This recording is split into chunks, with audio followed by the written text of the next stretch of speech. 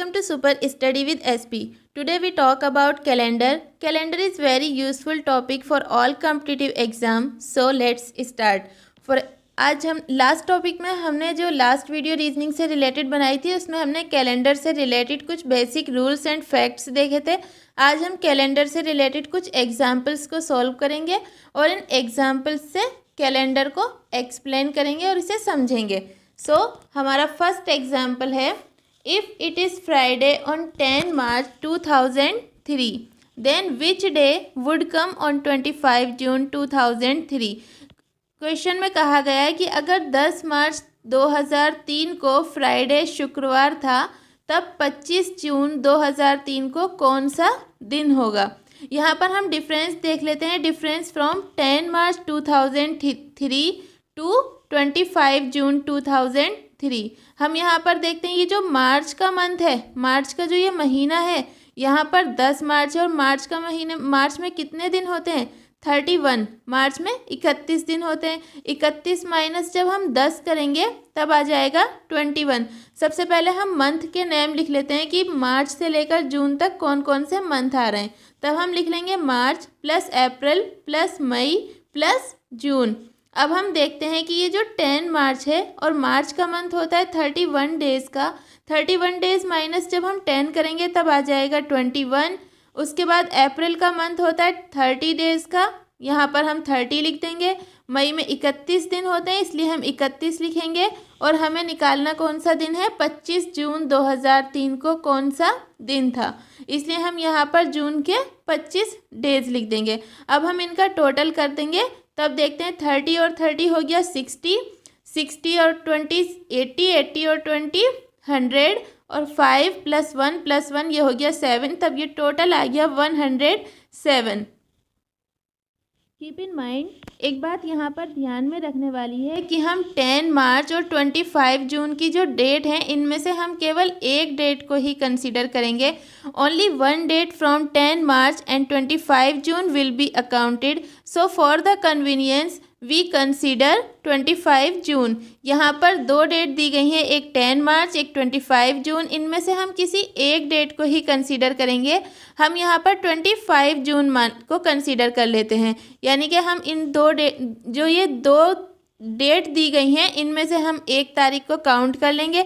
इसीलिए हमने यहाँ पर 10 मार्च की जो ये 10 तारीख है इसे हमने काउंट नहीं किया है। 31 - 10 करके मार्च के दिन हमने यहाँ पर लिखे हैं 21 और यहाँ पर जून में हमने 25 ये काउंट किया है। तब हमारा जो ये आया था 21 + 30 + 31 + 25 का ऐड करके 107। ये जो 107 डेज़ आए अब हम इनको 7 से डिवाइड कर देंगे। जब हम इनको 7 से डिवाइड करेंगे तब हमारे पास आ जाएगा कि 107 डेज़ में कितने वीक होते हैं। जब हम 7 से 107 को डिवाइड करते हैं तब 15 और 2 रिमाइंडर बचता है। अब जो ये 2 रिमाइंडर बचा इसका मतलब क्या होगा, यहाँ पर जो था 10 मार्च को फ्राइडे था। तब हम so the day on 25 June will B second next day after Friday which is Sunday. यहाँ पर हम फ्राइडे में कितना ऐड करेंगे, +2 ऐड करेंगे क्योंकि हमारा रिमाइंडर कितना है 2। और अगर ये 1 होता तब हम फ्राइडे में 1 ऐड करते, लेकिन यहाँ पर फ्राइडे में हम 2 ऐड करेंगे। तो फ्राइडे के बाद नेक्स्ट होता है सैटरडे और सैटरडे के बाद आएगा संडे, यानी कि 25 जून 2003 को कौन सा डे हो जाएगा, संडे। अब हम इसी क्वेश्चन को सेकंड मेथड से सॉल्व करेंगे कि अब यही क्वेश्चन हम सेकंड तरीके से कैसे कर सकते हैं। तब हम देखते हैं कि 10 मार्च 2003 को फ्राइडे था और हमें निकालना है 25 जून 2003 को कौन सा डे होगा। यहाँ पर हम फिर से लिख लेते हैं मार्च प्लस अप्रैल प्लस मई प्लस जून। मार्च में 31 - 10 करेंगे तब आ जाएगा 21 प्लस अप्रैल में 30 डेज़ होते हैं प्लस मई में 31 डेज़ प्लस जून में हमें 25 जून तक निकालना है तब हम लिख देंगे 25। अब जो ये डेज़ आए हैं 21, 30, 31, 25 इन डेज़ को हम 7 से डिवाइड कर देते हैं। जब हम 7 से 21 को डिवाइड करते हैं तब 7 3 जा 21 हो जाता है और रिमाइंडर हमारा 0 रहता है, इसलिए हम यहाँ पर 0 लिख देंगे। जब 7 से हम 30 को डिवाइड करेंगे तब कितना होता है 7 4 जा 28 और रिमाइंडर कितना होता है 2। तब हम यहाँ पर ये जो इस लाइन में हम केवल रिमाइंडर लिखेंगे। पहले वाले में रिमाइंडर 0 था इसलिए हमने 0 लिखा, यहाँ पर हमने 2 लिखा। 7 से जब हम 31 को डिवाइड करेंगे तब हो जाएगा 7 4 जा 28 और कितना बचेगा 3 हमारा रिमाइंडर बचेगा। इसी तरह से हम यहाँ पर देखते हैं 25 को जब हम 7 से डिवाइड करेंगे तब ये हो जाएगा 7 3 जा 21 और रिमाइंडर कितना बच जाएगा 4 बच जाएगा। यहाँ पर हम 4 लिख लेते हैं। अब जो ये रिमाइंडर है इनको हम ऐड कर लेते हैं। 2 + 3 + 4 = 9। अब हमारे पास 9 डेज़ आ गए और 9 डेज वीक में 7 डेज़ होते हैं इसलिए हम फिर से इसे 7 से डिवाइड करेंगे तब ये हो जाएगा 7 1 जा 7 और रिमाइंडर बच जाएगा 2। जब यहाँ पर 2 बचा तो हम ये जो फ्राइडे है इसमें 2 डेज़ और ऐड कर देंगे। फ्राइडे में जब हम 2 डेज़ ऐड करेंगे तब फर्स्ट हो जाएगा सैटरडे और सेकंड हो जाएगा Sunday. So the day after 2 days will be Sunday. इसलिए 25 जून 2003 को कौन सा दिन होगा संडे। कैलेंडर से रिलेटेड नेक्स्ट एग्जाम्पल देखते हैं। यहाँ पर कहा गया है कि यदि 17 मार्च 2005 को वेडनेसडे यानी कि बुधवार है तब 12 सितंबर 2005 को कौन सा दिन होगा। हम यहाँ पर फिर से मंथ लिख लेते हैं कि मार्च से लेकर सितंबर तक कौन कौन से मंथ आते हैं। तब मार्च + अप्रैल + मई + जून + जुलाई + अगस्त + सितंबर। अब हम देखते हैं यहाँ पर 17 मार्च है तब मार्च में कितने दिन होते हैं 31 दिन होते हैं। 31 में से जब हम 17 को माइनस करेंगे तब आ जाएगा 14। अप्रैल में 30 दिन होते हैं, मई में 31, जून में 30, जुलाई में 31, अगस्त में 31 और सितंबर में हमें कौन सा डे निकालना है 12 सितंबर 2005 को कौन सा दिन होगा।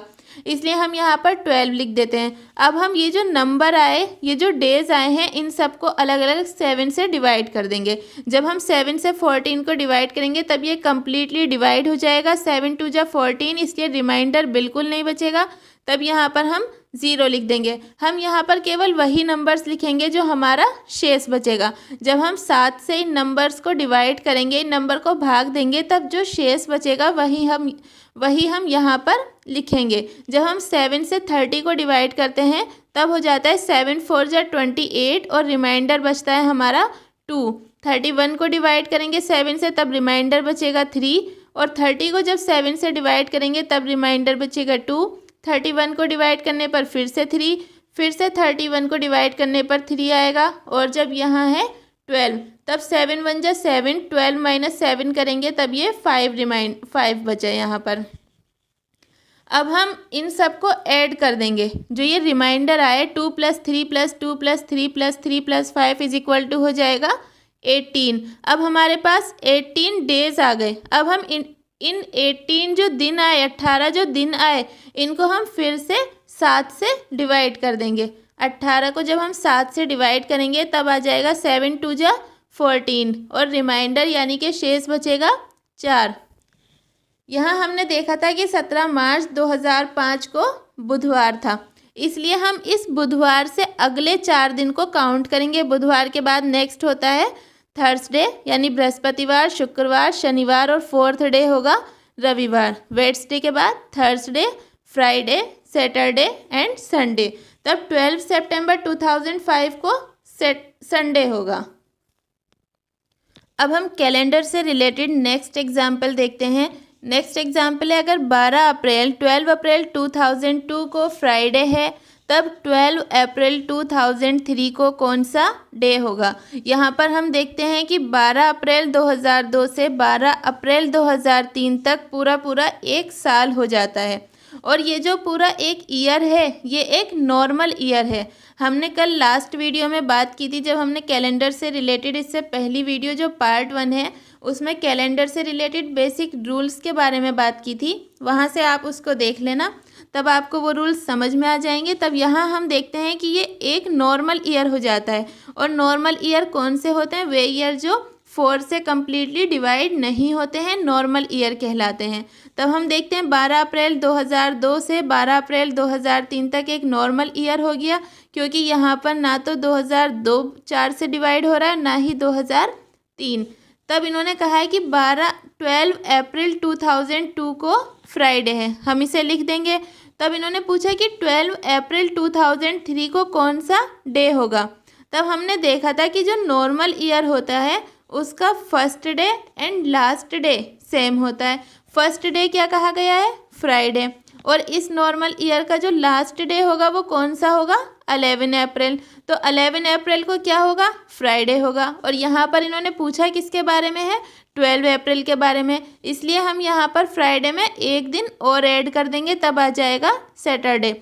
जैसे कि हम मान लेते हैं कि कोई भी एक एग्जाम्पल से मान लेते हैं, जो नॉर्मल ईयर होता है उसमें अगर 1 जनवरी 1993 को शुक्रवार यानी फ्राइडे है, तब क्या होगा, 31 दिसंबर 1993 को भी फ्राइडे ही होगा। जब यहाँ फ्राइडे हो गया उसके बाद हम बात करते हैं कि फिर 1 जनवरी 1994 को क्या होगा, तब हम इस फ्राइडे में +1 ऐड करेंगे, तो नेक्स्ट डे कौन सा होता है, सैटरडे का होता है, इसलिए 1 जनवरी 1994 को हो जाएगा सैटरडे। नेक्स्ट एग्जाम्पल है, सीता का जो जन्म है वो 12 जनवरी 1996 को फ्राइडे को हुआ। वह अपना नेक्स्ट बर्थडे कब मनाएगी और किस दिन मनाएगी। तब हम सॉल्व करते हैं। Sita was born on 12 January 1996 Friday. यहाँ पर हमने यही लाइन लिख दी है कि सीता का जन्म 12 जनवरी 1996 को फ्राइडे को हुआ।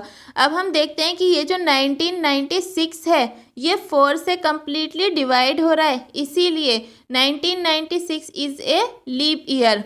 जब लीप ईयर होता है तब उसका first day and starting day same नहीं होता है। तो ये जो लीप ईयर होता है इसका स्टार्टिंग डे और एंडिंग डे सेम नहीं होता है। और यहाँ पर ये लीप ईयर है। लीप ईयर का पता कैसे चलेगा, जब हम 1996 को 4 से डिवाइड करेंगे तब ये कम्प्लीटली डिवाइड हो जाएगा। और लीप ईयर में फरवरी 29 डेज़ की होती है, जबकि नॉर्मल ईयर में जो फरवरी होती है वो 28 डेज़ की होती है। इसीलिए यहाँ पर स्टार्टिंग डे यानी कि किसी भी साल का पहला दिन और लास्ट डे जो होता है वो सेम नहीं होता है। तब इन्होंने पूछा सीता का नेक्स्ट बर्थडे कब होगा। नेक्स्ट बर्थडे तो 1997 को होगा ही, तब ये 12 जनवरी 1997 को नेक्स्ट बर्थडे होगा। और यहाँ पर हम देखेंगे कि ये फ्राइडे है, यहाँ लीप ईयर है, इसलिए हम फ्राइडे में 2 डेज़ और ऐड करेंगे, तब फ्राइडे, सैटरडे फर्स्ट डे और संडे। तब 12 जनवरी 1997 को क्या हो गया, संडे, क्योंकि यहाँ पर जो 1996 लीप ईयर है उसका पहला दिन और अंतिम दिन सेम नहीं है। क्योंकि अगर यहाँ पहला दिन जो है ये फ्राइडे है, तब अंतिम दिन क्या होगा, यहाँ पर सैटरडे होगा। और सैटरडे के बाद फिर से ये 12 जनवरी का दिन आ रहा है, तब 12 यानी कि 11 जनवरी को सैटरडे होगा और 12 जनवरी को संडे होगा। यहाँ पर लीप ईयर में हम 2 डेज़ ऐड करते हैं, जो भी डे दिया हुआ हो। और अगर एक पूरा लीप ईयर हो रहा हो तब हम उसमें 2 डेज़ और ऐड करके नेक्स्ट ईयर का डे निकाल लेते हैं।